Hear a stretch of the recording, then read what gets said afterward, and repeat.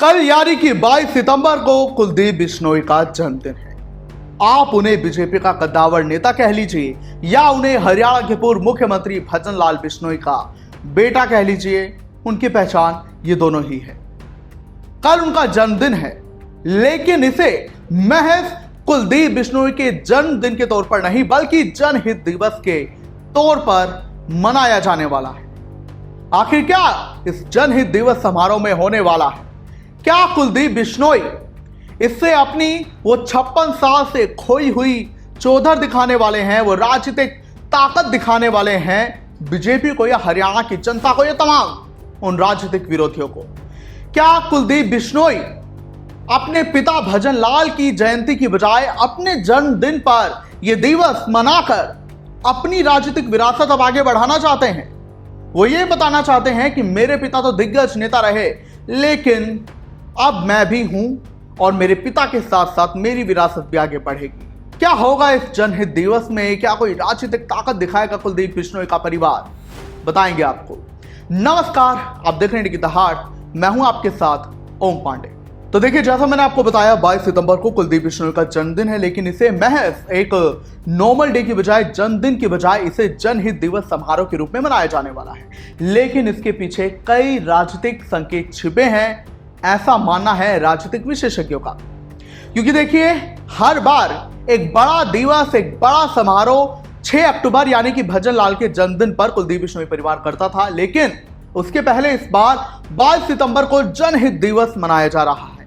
अब ये जनहित कोई आम शब्द नहीं है, खासकर बिश्नोई परिवार के लिए और बिश्नोई परिवार से जुड़े तमाम लोगों के लिए और उनके राजनीतिक विरोधियों के लिए। देखिए, जब भजन लाल बिश्नोई की कांग्रेस के साथ अनबन हुई थी 2007 में, तो उन्होंने हरियाणा जनहित कांग्रेस नाम से एक पार्टी बनाई थी, यानी कि हज का। उसके बाद 2016 में इसका विलय हो गया था कांग्रेस में।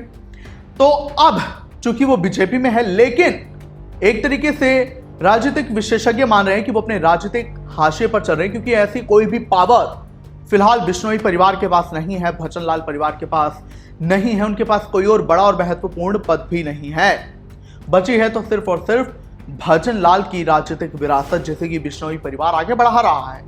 और राजनीतिक विशेषज्ञ ये भी मान रहे हैं कि कुलदीप बिश्नोई अपने जन्मदिन पर यह जनहित दिवस समारोह मनाकर ये बताना चाह रहे हैं कि उनके पिता के साथ अब उनकी भी विरासत है, वो भी कुछ कर चुके हैं और वो भी समाज के लिए कुछ कर रहे हैं। तो वो अपनी एक राजनीतिक विरासत दिखाना चाहते हैं, अपनी राजनीतिक ताकत दिखाना चाहते हैं। कई लोगों का तो ये भी मानना है कि कुलदीप बिश्नोई इससे अपनी ताकत दिखा रहे हैं, अब ये विरोधियों के लिए कह लीजिए या फिर बीजेपी के लिए कह लीजिए, क्योंकि उन्हें ना राज्यसभा भेजा गया और ना ही फिलहाल उनके पास कोई बड़ा पद है। तब अटकलें लगाई जा रही थी कुलदीप बिश्नोई को राज्यसभा भेजा जाएगा, लेकिन रेखा शर्मा का नाम आया। उसके पहले भी एक टिकट खाली हुई तो किरण चौधरी को मिली। तो ऐसे में माना जा रहा है कि कुलदीप बिश्नोई का परिवार किसी बात को लेकर बीजेपी से नाराज है। वो जाहिर है कि सोशल पोर्टल पर, सामाजिक पोर्टल पर तो ऐसा नहीं बोलेंगे, लेकिन जो बात है सूत्रों के बाद से वो तो यही है। लेकिन फिलहाल जनहित दिवस समारोह मनाया जा रहा है। पोस्टर जो है वायरल हो रहा है। पोस्टर सोशल मीडिया पर खुद कुलदीप बिश्नोई, भव्य बिश्नोई के द्वारा पोस्ट किया गया है, जिसमें कि तमाम बीजेपी के बड़े नेता बड़ोली, मोदी और जो जेपी नड्डा हैं, इसके अलावा तमाम दिग्गज नेता बीजेपी की, उनका बैनर पर फोटो है। और लेफ्ट हैंड साइड पर जो है हम भजन लाल का फोटो देख सकते हैं, बहुत बड़ा। और अब ये बड़ा जो है एक जनहित समारोह बनाया जा रहा है। और कहां मनाया जा रहा है ये भी जान लीजिए। तो ये समारोह वहां मनाया जा रहा है जहां पर भजन लाल की पुरानी आड़त की दुकान है, 107 आदमपुर मंडी में।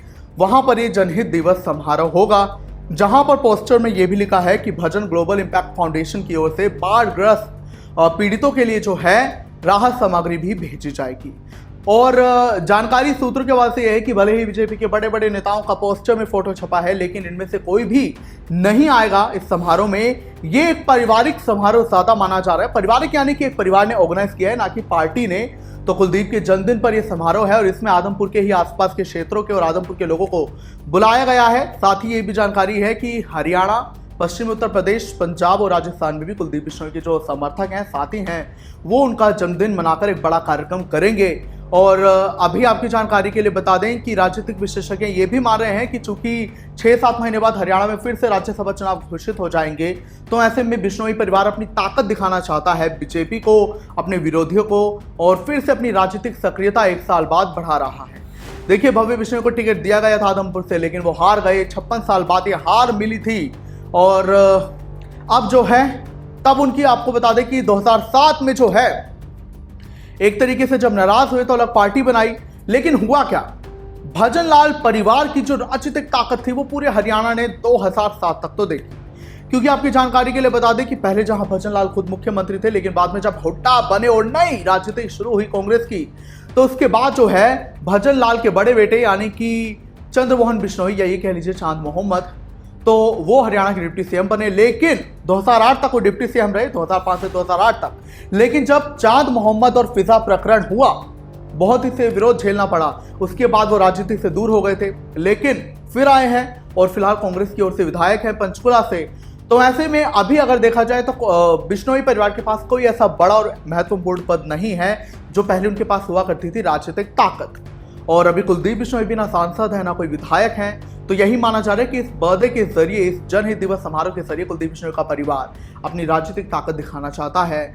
और जनहित नाम लेकर वो बीजेपी की ताकत नहीं, बल्कि अपने भजनलाल परिवार की ताकत दिखाना चाहते हैं। क्योंकि देखिए, अभी वो बीजेपी में है, लेकिन वो इस जनहित समारोह के जरिए बीजेपी की ताकत नहीं बल्कि भजनलाल परिवार की ताकत ही दिखा रहे हैं, ऐसा राजनीतिक विशेषज्ञ मान रहे हैं। क्योंकि इसमें एक शब्द यूज किया गया है, जनहित, और इसी जनहित शब्द को लेकर भजनलाल ने अपनी नई पार्टी बनाई थी।